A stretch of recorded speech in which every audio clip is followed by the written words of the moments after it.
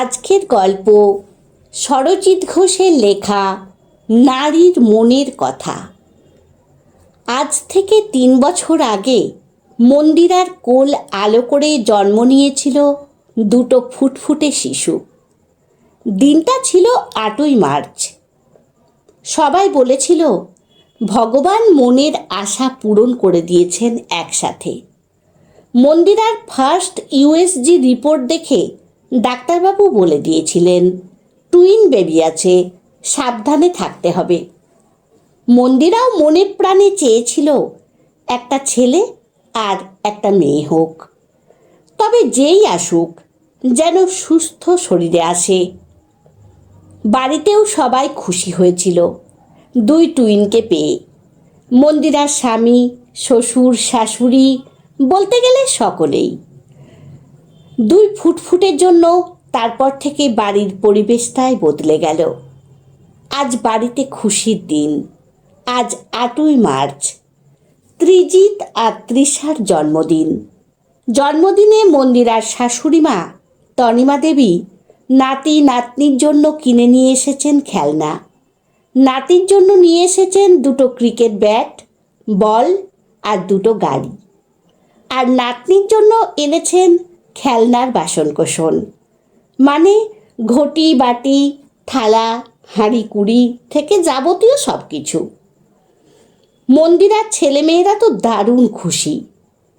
তনিমা দেবী সেই খুশিতেই নাতির হাতে যখন ব্যাট বল তুলে দিতে যাচ্ছিলেন, মন্দিরা বলে বসল, সব খেলনাগুলো আমার হাতে দিন মা, আমি ওদের ভাগ করে দিচ্ছি। মন্দিরার কথায় তনিমা দেবী বলে উঠলেন, ভাগ আবার কি করবে, আমি তো আলাদা করেই দুজনের জন্য নিয়ে এসেছি। ঠিকই বলেছেন, আপনি ছেলে আর মেয়ের জন্য আলাদা করেই এনেছেন বলেই আমাকে সমান ভাগে ভাগ করতে হবে। তারপর মন্দিরা তনিমা দেবীর হাত থেকে সব খেলনাগুলো নিয়ে ছেলে মেয়েকে পাশে বসিয়ে সমান ভাগে ভাগ করতে শুরু করলেন। 2টো ক্রিকেট ব্যাট আর বলের মধ্যে একটা ছেলেকে দিল আর একটা মেয়েকে দিল। 2টো গাড়ির একটি ছেলেকে আর একটি মেয়েকে। খেলনার বাসন কোসন হাঁড়ি কুড়ি অর্ধেক ছেলেকে দিল আর বাকি অর্ধেক দিল মেয়েকে। মন্দিরার এমন ভাগ বাটোয়ারা দেখে তনিমা দেবী একটু বিরক্তির সুরে বললেন, বৌমা, তুমি এটা কি করলে? খেলনার থালা বাসন দাদা ভাইকে দিলে কেন? ও তো ছেলে। থালা বাসনগুলো তো আমার দিদি ভাইয়ের জন্য। মন্দিরা হেসে বলল, আমি ঠিকই করেছি মা, আপনি আলাদা আলাদা করে খেলনা কিনে আলাদা মানসিকতা দিয়ে দুজনকে দেখেছেন, কিন্তু আমার মানসিকতা আলাদা। আমি চাইব দুজনের জন্য সমান মানসিকতা হোক। ছোট থেকেই বুঝিয়ে দেওয়া হয়, তুমি মেয়ে, তোমাকে রান্না করতে হবে, তোমাকে বাসন মাজতে হবে, তোমাকে সংসারের কাজ করতে হবে, তোমাকেই সকলের মন জুগিয়ে চলতে হবে। এই বোধ তাদের মাথায় ঢুকিয়ে দেওয়া হয় এই খেলনা দিয়ে খেলার ছলেই। প্রদীপ তো জ্বলবে, তার আগে মা, এই সলতে পাকানোটা শুরুটা হয় এই বয়সেই। আমি চাই না আমার কাছে আমার ছেলে আর মেয়ে আলাদা আলাদা মানসিকতা নিয়ে বড় হোক। মেয়ে থালা বাসন নিয়ে খেললে ছেলেও খেলুক, সেও শিখুক, সেও বুঝুক। আগামী দিনে তবেই সে সম্মান করবে মেয়েদের কাজকে, মেয়েদের রান্নাঘরকে।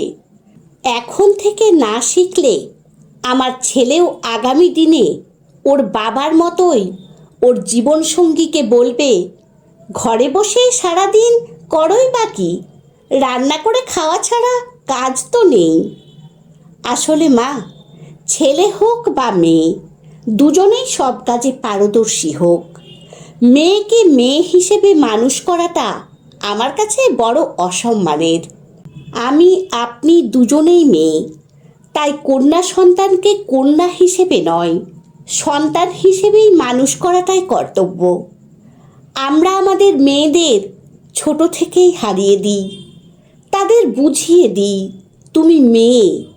একসময় মেয়েরা হেরেই যায়।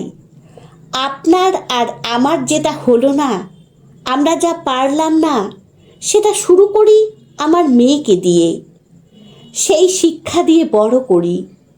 ছেলে মেয়ের তফাৎ না করে দুজনের হাতেই খেলনার খুন্তির সাথে ক্রিকেট ব্যাটটাও হাতে তুলে দিই। আমরা নিজেরাই যদি মানসিকতার তফাৎ করে দেখি, সেটা আগামী দিনের জন্য খারাপ।